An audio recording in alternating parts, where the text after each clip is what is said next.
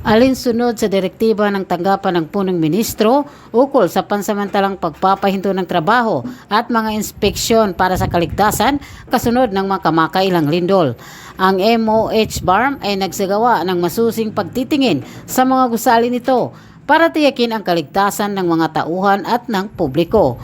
11 gusali ng MOH ang sinuri ng mga inatasang pangkat ng inspektor. Ayon sa resulta ng pagsisiyasat, 2 lamang sa mga gusali ang nagpakita ng mga bitak na ladrelyo na karamihan ay hairline cracks o napakaliit na bitak at hindi nagdudulot ng alalahanin. Mahalagang bigyan diin na lahat ng sinuring gusali ng MOH ay napatunayang ligtas at matatag na istruktura.